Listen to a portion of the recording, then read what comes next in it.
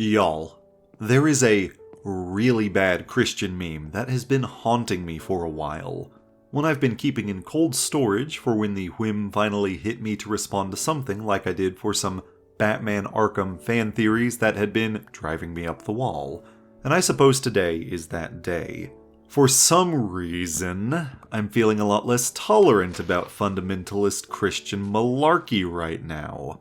Wonder what wider environmental changes have influenced that. If you don't know me, I'm an ex-Christian who was raised in the United Methodist Church. My father became a pastor when I was young, and so, growing up, I was interested in apologetics, i.e. trying to understand and be able to justify more about my beliefs, figuring that a true idea will always be able to hold up to scrutiny. What this eventually meant, though, is that as a young adult, I deconstructed out of said beliefs because the Christian claims being made were simply not holding up to said scrutiny. I suspect specifics may just come up in this video. While I normally look at gaming content through my weird sense of humor lens here on Baneshake, which you may have noticed per the background footage, this is not my first foray into similar material. I had to address theological sticking points that come up in Larry Boy's video games, and I did an entire think piece deconstructing common arguments in favor of free will, a particularly strong opinion of mine. I included my dog in that one. She's real cute. I don't think I'm ever going to top that thumbnail. Today's meme is one of those bingo cards where you pick common things your target says or does to highlight how frequently they fall back on the same habits or cliches. For example, one time some friends and I made bingo cards for each other.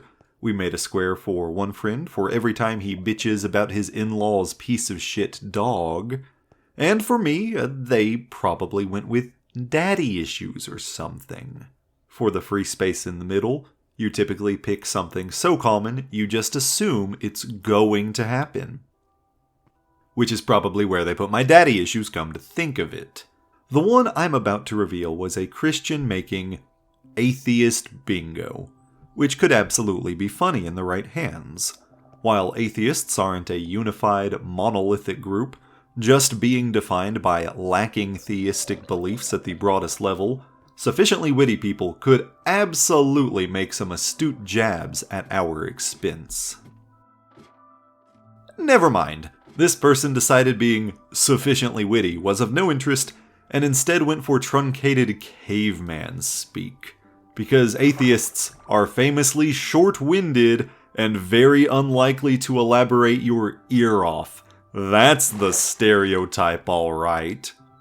Don't look at the time code. Obviously, the creator made this as a bad faith attempt to make the arguments look dumb, which I can infer because they came out and stated it right at the top that they think these are dumb. Because here's the thing, this person had to obfuscate the arguments, because most of these are clearly the bastardization of reasonable, good faith arguments, several of which Christians themselves often even have to ask during the process of apologetics.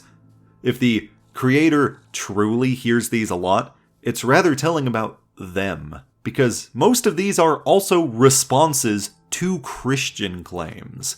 If this person keeps getting these responses from non-believers, it's because they're only presenting the most basic of Christian adages and getting so frustrated when it doesn't work that they're mocking their interlocutors, like an angry third grader ridiculing their mom for not letting them have cookies for breakfast. Now, I am no scholar or specialist, but I enjoy this kind of thing, and since I could decipher these, I figured I'd do so, to explain what the real version of the arguments are actually saying. Maybe you'll learn something, and honestly, if you're a Christian, you should watch because this technically lets you win bingo. I will literally say every argument on here. That's like a mega bingo. Obviously, there are a frick ton of different fucking ways to believe in Christianity, with roughly 45,000 denominations globally. And so, while my responses will broadly be centered around fundamentalist Protestantism, I do acknowledge that not all beliefs are universal amongst Jesus groupies. I'm working with what's most familiar here. Also, I'm typically going to call Yahweh by name when I'm not just quoting the meme, because God is more of a title or job description, whereas Yahweh, coming from the Tetragrammaton, is actually the closest we have to his personal name. I could pretend in some moral stance calling out Christianity for letting their cultural status quo take over the more general use term that is God or whatever. But I'm more just doing it because it feels funnier to call him out directly, like when you have to shame a coworker for always downvoting the good classic rock songs on the work Pandora station, Marina. It's probably mostly just funny to me. Just humor me here. Now, to loop back around to the gaming thing, I'm deliberately trying something mostly just for fun.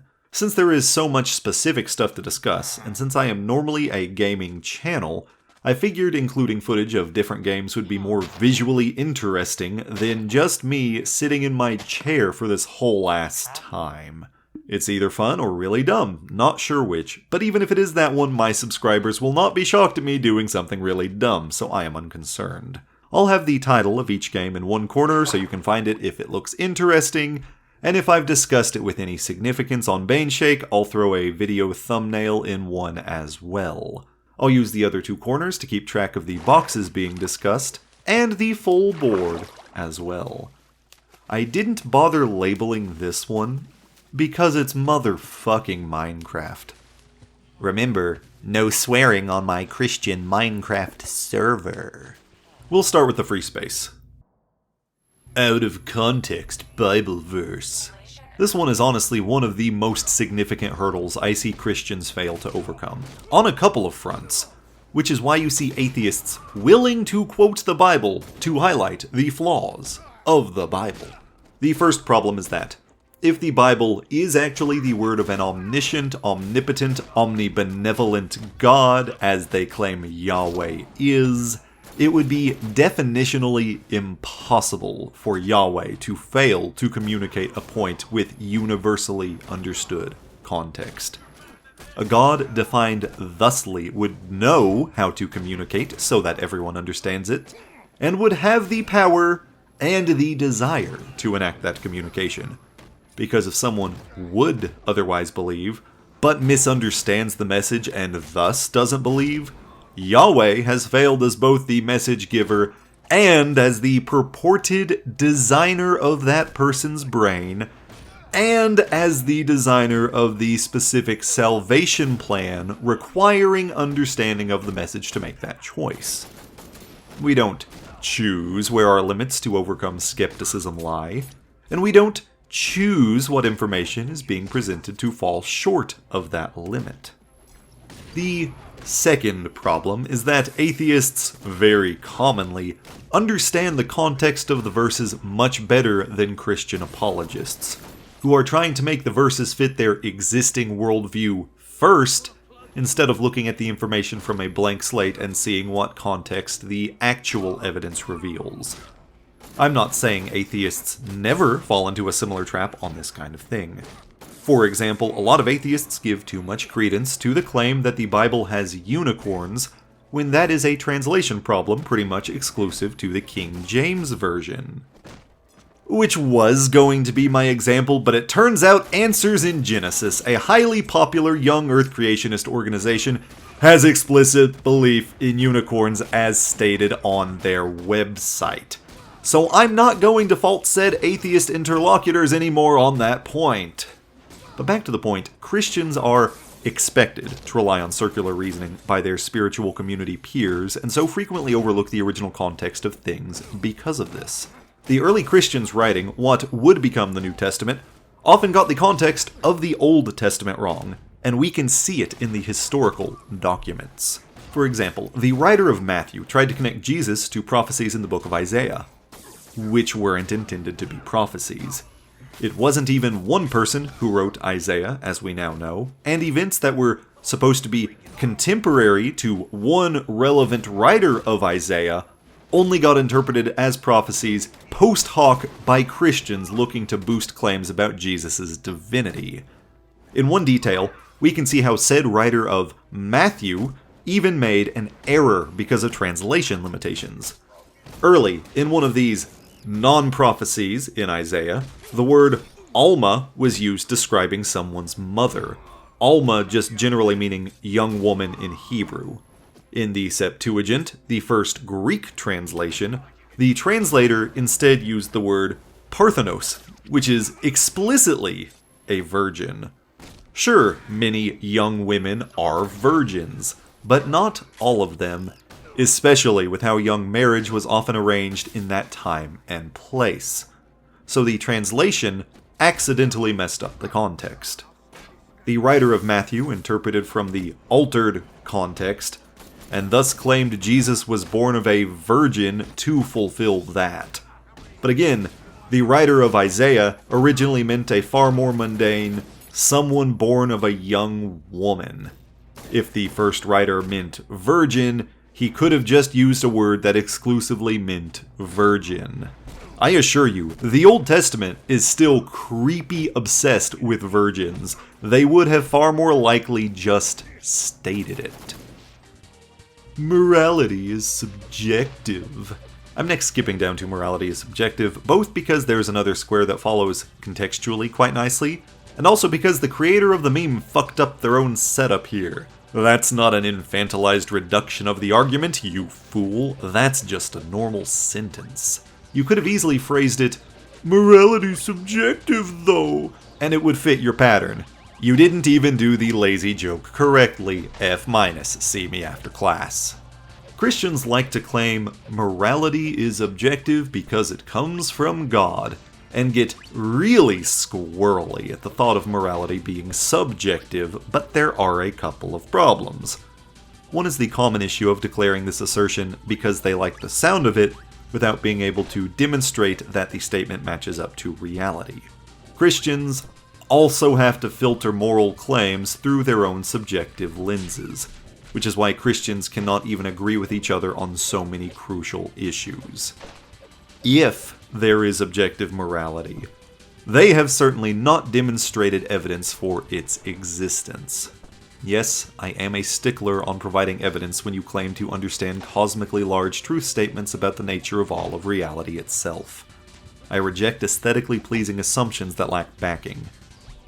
2. Morality would still have to exist separately from a god of any sort to be objective.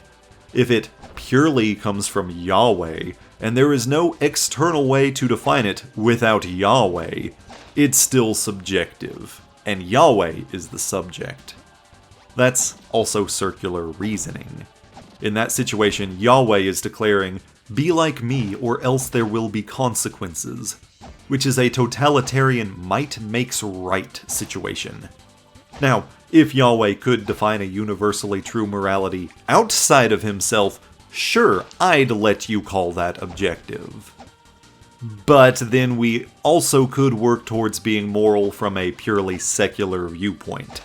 If people could behave objectively morally without Christian salvation, Yahweh would be immoral for punishing objectively moral people that don't believe in his salvation scheme. In that case, at best, salvation is redundant and absolutely not the end-all, be-all the church claims it is.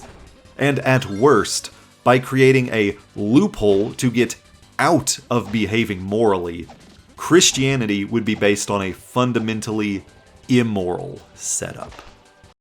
God mean frowny face. This one follows the last 2 points nicely, because the Bible shows Yahweh behaving morally reprehensibly. And if you try to declare these as moral in context just because Yahweh is the one doing them, then your definition of morality is useless and harmful. The Bible assigns the guilt of earlier generations onto their descendants too. That is not a just system. If a dude robs an old lady at knife point and then begets a child, you can't slap that baby in baby handcuffs and send them to baby jail for robbing an old lady at knife point. The Bible explicitly lays out how to perpetrate chattel slavery, and how the owner can explicitly pass them on to their children because they are exclusively the owner's possession. Owning another human being, robbing them of their human autonomy, is obviously harmful. And if someone argues such an act is ever moral, they are morally repugnant, and their definition of right and wrong is so backwards to humanity's best interests that I encourage rejecting their viewpoint on the spot. From there, the Bible tells to what extent the owner is allowed to violently assault their slave with a blunt weapon. You can't beat them to death with a rod, but it's fine, and I quote, "if the slave gets up after a day or two, since the slave is his property." Not only is that abhorrent, it's comically less specific than someone might expect.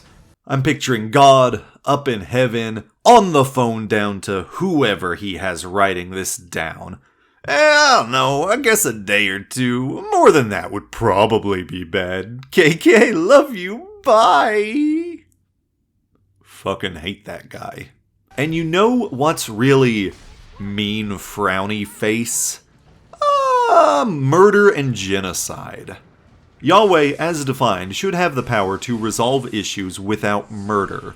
And then sometimes he wipes out entire cities, and then other times he floods the entire world, and then sometimes he gets lazy and tells his followers they have to go and totally wipe out the Amalekites. Do not spare them. Put to death men and women, children and infants, cattle and sheep, camels and donkeys, end quote, all that jazz. That's right, even this piece of shit was so sinful, his sins overpowered Yahweh's potency and had to be eradicated. Before Christians get lost in the weeds of Old Covenant apologetics in response here, I'll be coming back to those later. Put a pin in that. God's selfish, frowny face. So personally, I wouldn't have picked the word selfish, as there are clearer words to get this point across. Narcissistic, egotistical, perhaps even needy. The point being made is that it's weird to claim an omnipotent being demands or expects worship or affirmation. That's a very small, mortal kind of desire. We humans seek out positive feedback because we are vulnerable, and being praised convinces our lizard brains that we're too valuable to the community to be abandoned to the dangers of the world. We like to feel significant because it helps overcome our anxieties that our finite selves are not being wasted.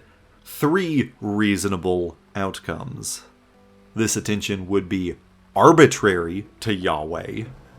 Yahweh is insecure, or Yahweh is egregiously a raging, self-serving egomaniac. Christian mean frowny face. Sick. You misspelled Christian there, meme creator. Don't get me wrong, I get it. I routinely fuck up the order of the I and E in atheist. Those are slippery little bastards. But maybe proofread the next time you're making a crappy meme. This one could reasonably go one of at least 2 ways. The bigger is people deliberately pointing out Christians behaving unethically. Large scale, you see issues with the church helping cover up abuses perpetrated by leadership so frequently, people immediately think of priests being child diddlers. Or Christians in large numbers supporting political movements to remove human rights from their favorite target minorities. Or quite the number of other harmful and widespread patterns. Small scale, you see individual Christians disturbing the peace to proselytize, or the notoriously unpleasant post-church lunch crowds which all food service workers fear for being nasty and dramatically under-tipping, or trends of Christians disowning family members and friends for any number of differences. Christians try to hide behind, we're all just sinning humans. But here's the thing, if the love o' Jeezy is actually as powerful as they claim, it is reasonable to anticipate a positive improvement. Since we don't get that, often seeing a trend of more negative behaviors from the group than comparable non-Christian groups, it makes Christianity appear indistinguishable from any other man-made community that has grown entitled from years of throwing its weight around. This argument is pretty typically not used by atheists as some crazy gotcha total debunk of Christianity, but part of a much larger spread of details illustrating just how unconvincing these claims of Christianity coming from divine origin appear to be. For that matter, most of these arguments are, but I digress. The other way this can go is, specific Christians I, an individual, know are personally mean to me, so I don't want to be around them. That's fine. People are typically better off staying away from mean people. That's the healthy thing to do. Religion 2,000-year-old. Why the fuck do you think this one is so dumb it merits mocking? First of all, religion predates Christianity for a long-ass time, and it's really odd you're conflating your specifics for the broad category that is religion. Besides that, Christianity is roughly 2,000 years old. If there was a historical Jesus figure of some sort who inspired the eventual writings in the century after he died, and to clarify, I am more convinced by arguments for a mundane, normal dude preacher whose legend ballooned like crazy than I am by mythicists claiming there was no dude to form the basis at all. That's about how long ago he died. Are you mad that the specific time frame doesn't account for the Old Testament's age? Because Christian-specific readings of the Old Testament are also roughly that age, if not even younger, as we can see specific ways Christians started interpreting older scriptures differently, as I've already touched upon. The reason atheists are most likely to discuss this age, of those that I'm aware, is because scriptural Jesus explicitly said he would come back before that first generation of his followers had all died, even highlighting that not all of that generation would die until he was back to remake Earth for his new kingdom, even specifying the unnamed disciple whom he really took a hankering to in one gospel. Obviously, we've seen quite a few generations die in 2,000-some years. At one point, Christians invented the mythology of a single immortal Jewish man wandering the planet to try and give this one a loophole. Either Jesus was wrong, he was lying, or he was being so misleading with some strange metaphor that he would have to know it would primarily sow confusion, which is still dishonest behavior. Religion act like 800 CE. And here's the other half of the ancient arguments. Good job on using common era there. I've seen several Christians get triggered by historians moving away from BC AD. While this one is a bit more specific than I typically see, the idea is broadly the same. Humans should be able to progress, even with some messy back and forth in the process, by building on top of what previous generations knew and improving from there. If we go strictly by the mentioned date, we've had 1,200 years to keep trying to improve our behavior and our understanding of the world and of moral philosophy, and despite, as mentioned, that messy back and forth, society at large has in fact progressed in several ways in that time. However, several religions, most pertinently Christianity for this discussion, actively dig in their heels to try and resist modern information. A good equivalency would be if Greek pantheists denied our understanding of electricity in favor of the explanation Zeus magic. Fundamentalists often deny verifiable and heavily peer-reviewed conclusions about our world in favor of ancient literature which doesn't match any real-world evidence. And yes, religion does often act upon outdated beliefs. We've had entire centuries to examine the nuance of several moral issues, but the church routinely refuses in favor of the more black and white regressive stance taken by writers going back 2,000 years or further. Traditional gender, for example, is a social construct which transgender and gender non-conforming people do not fit within, and they have not chosen that, they empirically just are that. Queer people harm nothing by existing and having equal societal rights. Women have the same mental faculties as men and do not have to be shoved into subservient little boxes. Hell, I still hear some Christians arguing that some slavery is fine because it's in the Bible. And at most extreme, some Christians with these archaic beliefs do get violent against people that don't share them. So yeah, that sort of barbarism does feel more in line with 800 CE. Church boring frowny face. Yeah, church has the strong potential to be boring. It runs the risk of being a bunch of old people refusing to meet halfway with the interests of younger generations, or some dude dryly lecturing on ancient passages. This doesn't really come up, at least that I've seen, in serious truth conversations between theists and atheists, but is a logical reason for a less interested layperson to cite. If someone is bored watching a movie, there are plenty of cases where you have to concede that the movie might be boring. So if people are getting bored by your church stuff often enough you think this merits a bingo card entry, that reflects on your church stuff. Growing up, there was plenty of engaging or interesting church stuff, so I never cite this one as a reason I left. This sounds like a you problem. It's a skill issue. Walk on water, not possible. Alright, here we go. Citing miracles as evidence for your religion. This one's always an interesting conversation. I like this one.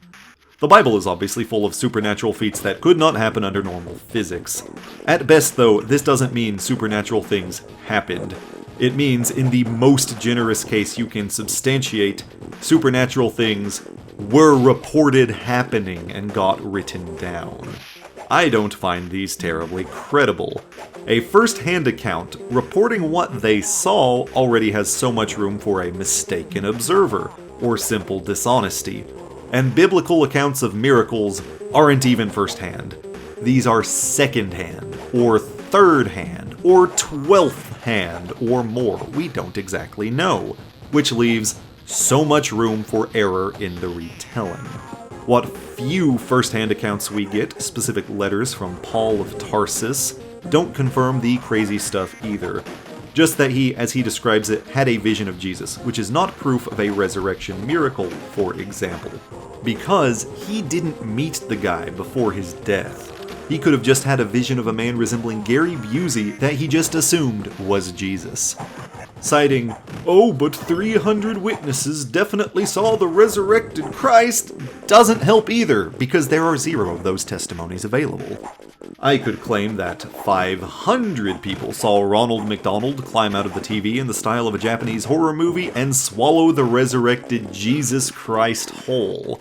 And even though my unverified number of witnesses is higher than his unverified number of witnesses, it is still 0% convincing because there's nothing external to back up either claim. Strange that Yahweh couldn't inspire those first-hand accounts to stick around. The next bit is the part I like talking about the most.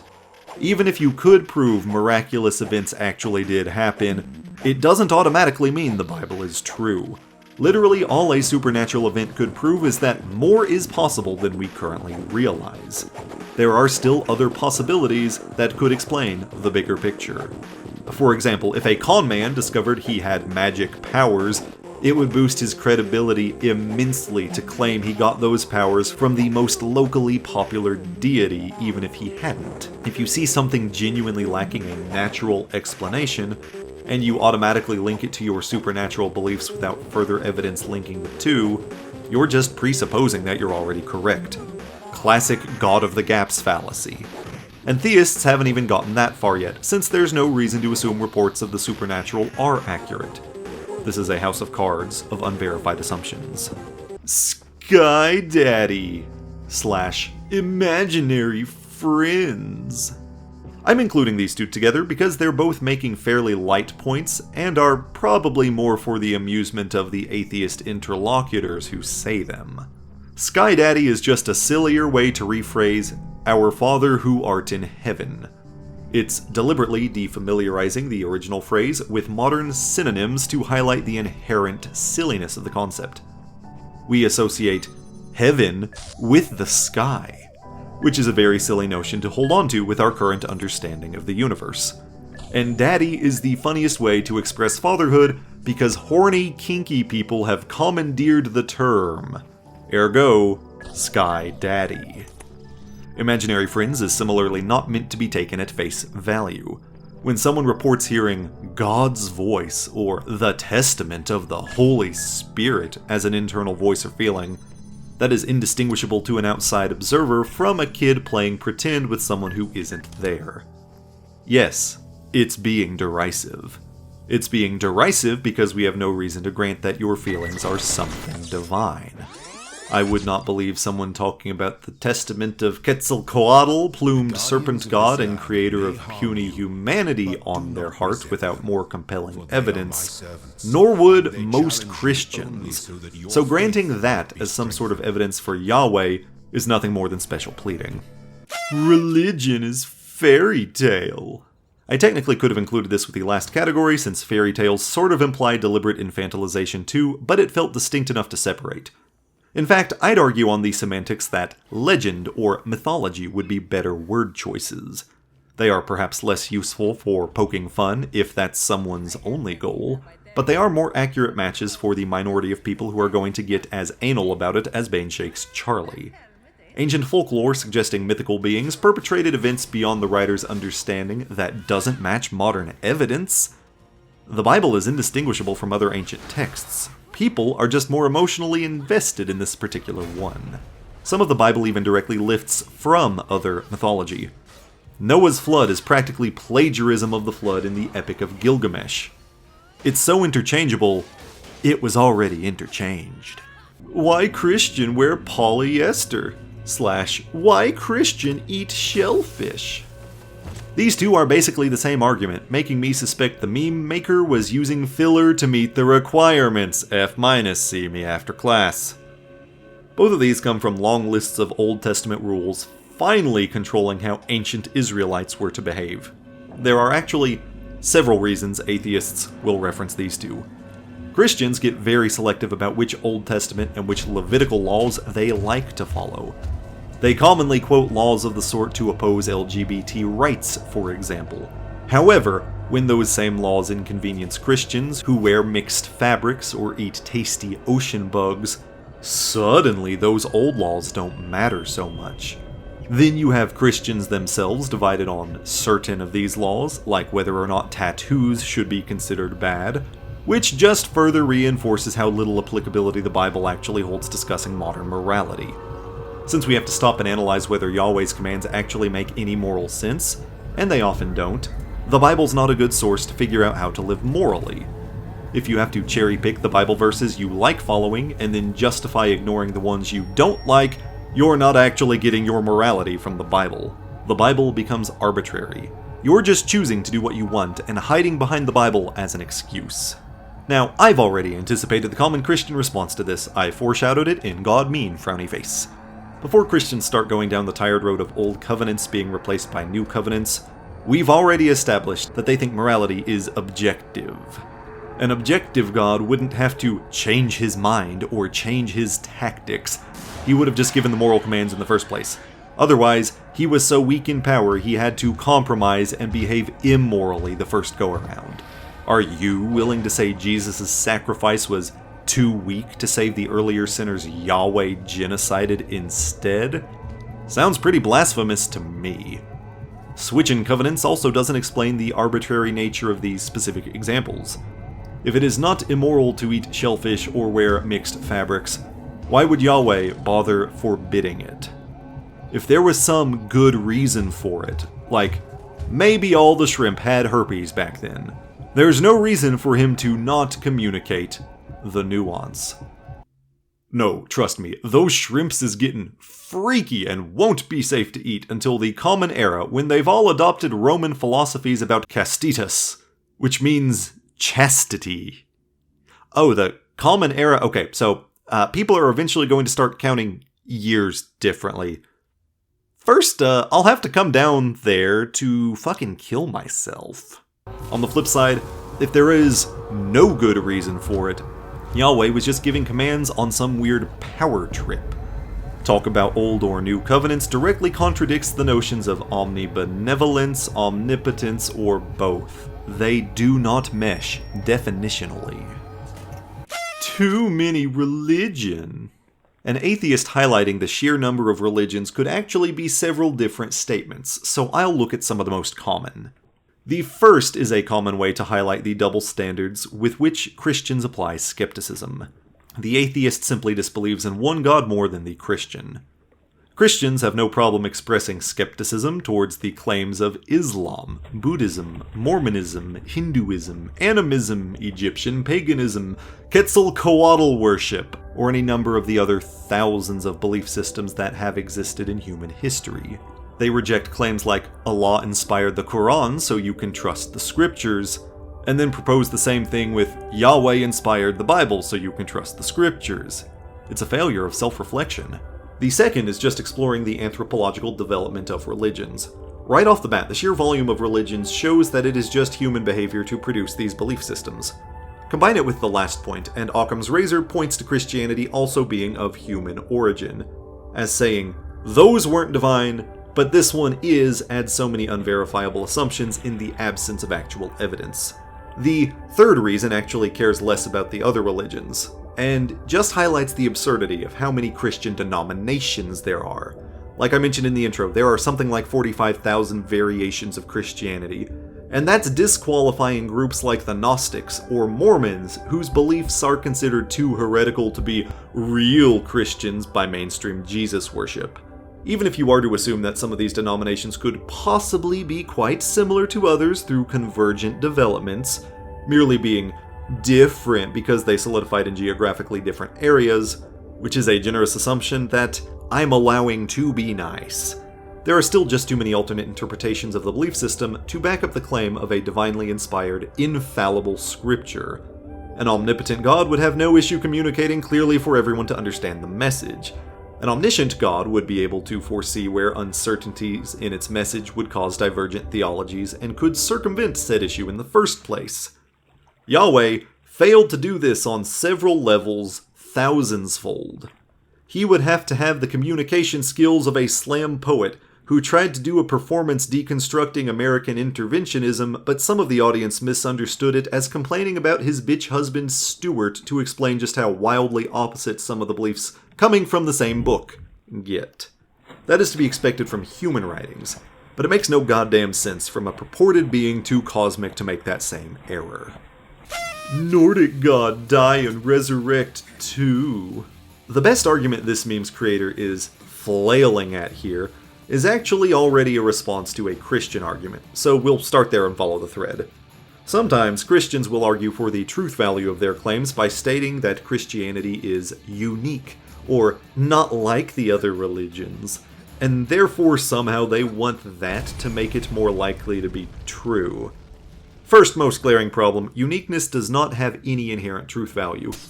If I warn you, stop, don't eat those beans, those are alien eggs, and dozens of half-inch xenomorphs will come bursting out of you, I'd wager that would be one of the most unique declarations cast your way, but it still won't be accurate. So I won't even grant that much. Some atheists prefer to highlight that Christianity isn't as unique as it claims, and do so by pointing out that Odin also has similarities to Jesus, with a death involving a spear and being strung up on a tree. But that was technically like 9 days, so he really sacrificed more than 3 times than what Jesus sacrificed. I say more than because Jesus died on Friday afternoon and was back on early Sunday morning. That's not 3 whole days, you liars, that's a day and a half with the most generous counting. Now, to be fair, sometimes I've seen atheists use this one talking about Christianity lifting stories wholesale from other religions, like I mentioned with Gilgamesh already. But I'm not sure that's a great argument here. While Norse beliefs as we think of them were written down long after Christianity was founded, they came from oral tradition going further back than that, and seem to connect to religious practices back in the BCEs. So as someone very much not an expert on any of this, it's unclear which elements technically came first, or which elements of one did or didn't influence another here. If God real, why science? This one comes across as stupid for many reasons, but first and foremost because an overwhelming majority of Christians believe in some amount of science as the rules by which Yahweh invented reality. You do realize that, right, unknown creator of this meme who is almost certainly not watching? You do realize that there is some scientific principle or advancement that you are willing to accept even with your beliefs? I guarantee we could find one if push came to shove. The flipped and also elaborated version is far more useful. When we scientifically demonstrate natural processes that lead to observed outcomes, with no evidence of a deity in the mix, the answer with fewer unneeded assumptions is that the natural processes are the cause of the outcomes. You would have to be able to demonstrate evidence of a god, and be able to reliably test that evidence of a god in a way that peer review with others testing too also demonstrates that, for your god claims, to actually be anywhere nearly as convincing as science. Otherwise, it's a classic god of the gaps fallacy. I deliberately did this square here because it's sort of an umbrella over several specific squares the OOP chose to include as well, which are just redundant, and the way they came out swinging at the whole concept of science like they did. I'll cover those next. If God real, why universe big? This one's a response to the fine-tuning argument. If you don't know that one, some Christians argue that because the conditions to sustain life as we know it are so precise, the chemical makeup of our atmosphere, size and density of our planet, where we are in the solar system, yada yada, that Yahweh had to create this huge and precise universe to make sure that it worked to support us. There are a couple of ways to respond to that, but the first is one of internal inconsistency. An all-powerful deity does not need to fine-tune jack shit. It would have the power to make life happen under any conditions. By definition. This whole thing is Christians seeing the massive size of the universe and having the existential crisis that we really don't appear to amount to anything on the ultimate scale of reality, and freaking out because we're supposed to be Yahweh's special little favorites. The big issue is that this mindset is putting the cart before the horse, assuming that the universe is made for us in the first place, something that is not founded. We are the ones shaped by the universe around us. Being upright and bipedal gave survival advantages, like being able to see more around us than being on the ground would allow. From there, because our brains are now balancing atop our spines instead of being a weight at the end of the spine, they could get bigger and more advanced, putting us all in this predicament of thinking through things and having to debunk dumbass creationist memes. Dogs, for example, could not get substantially smarter without bigger physiological changes, because their brains would get too heavy for their spinal columns long before that. I mean, mine could afford to get substantially smarter. Azula mostly co-spy on vibes, but that's a her thing. Like, she's not really pushing near the limits already there. 3 brain cells, that one. She makes up for it in personality. The point is that the environment exists as it does, and life stubbornly does things to work with that environment. When that environment is different, life too thrives rather differently. Like during the Carboniferous, which had considerably higher amounts of oxygen in the atmosphere, leading to things such as 2-foot-long scorpions and 8-foot-long millipedes. These dumb bastards lacked lungs and absolutely would not be able to breathe in our modern environment. If reality were tuned to life, we wouldn't have seen so many damn extinction events where most of life bit it when the environments got scrambled around. And if Yahweh were trying to tune it for us, he kept fucking up and having to correct it over and over instead of directing conditions right to this point. And speaking of extinct life, if God real, why dinosaur? You know, Bingo, you're right. If God real, why dinosaur? Why would Yahweh create entire animals his lil buddies would never interact with if humans are supposed to have dominion over every moving thing that liveth on the earth? Why would he let them run the show for 165 million years compared to modern humanity's rather paltry 200 to 300,000 years currently? And if things were so perfect before humans sinned, why would he let those dinosaurs die painfully getting eaten or getting cancer? We have discovered dinosaur cancer, that's a real thing. The age of dinosaurian existence is not in question, no matter what professional domestic abuser, harborer of sex criminals, and general liar Kent Hovind claims otherwise. Dinosaurs verifiably existed before humans, so if humans are supposedly to blame for suffering, why was there so much suffering before we even existed? Could it, perhaps, just maybe be that we bring up dinosaurs in our discourse because observable reality contradicts the picture creationists try to paint on a fundamental level? Now, I'll grant that if someone believes Yahweh is ADHD and got distracted from his task of making humans by playing Dinosaur Thunderdome for 165 million years before getting bored and nuking the entire site from orbit, the only way to be sure, then yeah, your beliefs are closer to the evidence. And also, your version of Yahweh is way cooler than anyone else's. If God real, why Grandpa is monkey? And the last of the trifecta, the classic line so painfully scientifically illiterate, it's literally a stereotype used to highlight creationists as unintelligent, not helped by the fact that they keep using it. If humans evolved from monkeys, why are there still monkeys? This one may be the biggest straw man the creator set up to knock over, because no atheist worth their salt is even saying Grandpa is monkey. No one but creationists allege we evolved from monkeys. There was a point where an ancestor can be traced back as having shared lineage, where some of its descendants were eventually shaped by environmental factors, until after so many generations that counting them would be a fool's errand that its descendants on that branch are modern monkeys. But different descendants were shaped by different environmental factors over all of that multitude of years, allowing tiny genetic changes each generation to snowball into eventual massive changes that those descendants are modern humans.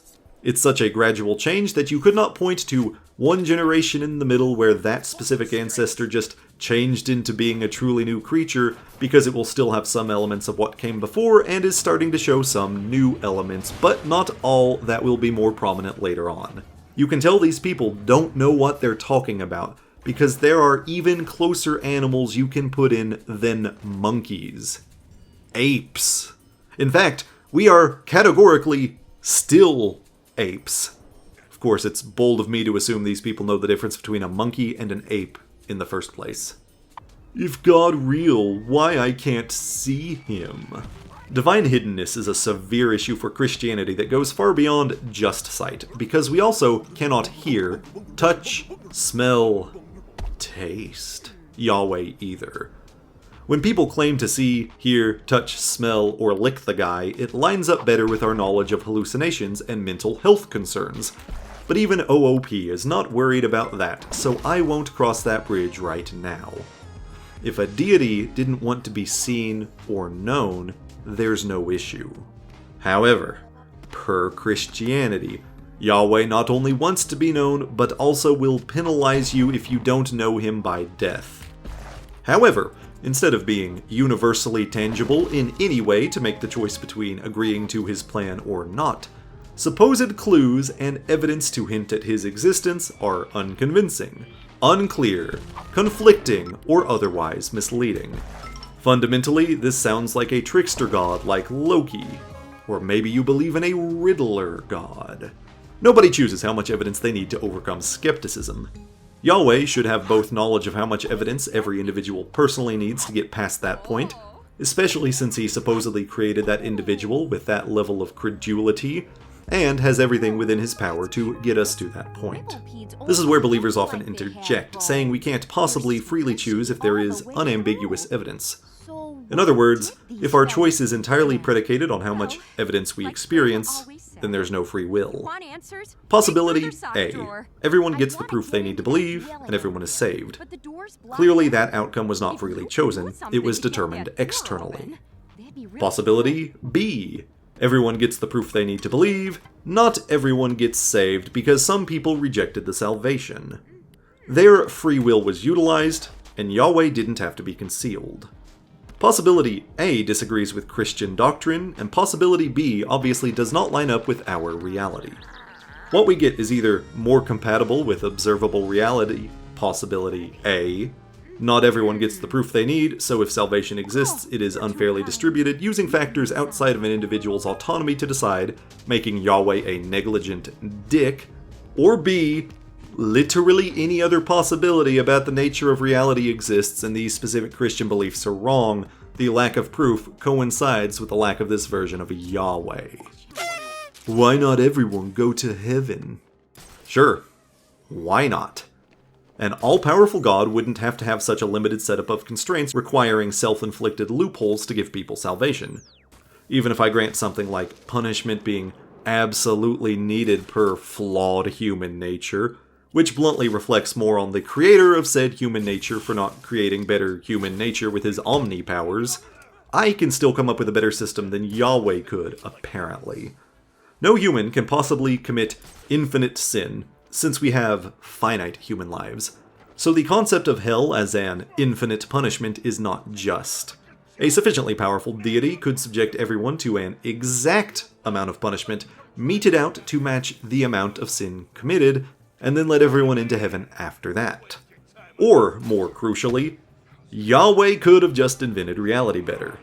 See, if there is no sin in heaven, either there is no free will in paradise, meaning he could have just invented us in paradise without free will in the first place, since we'd clearly be happy with it as it is heaven, or somehow there is still free will and nobody chooses to sin anyway, so he could just create people at that point, no limbo period of suffering beforehand actually needed.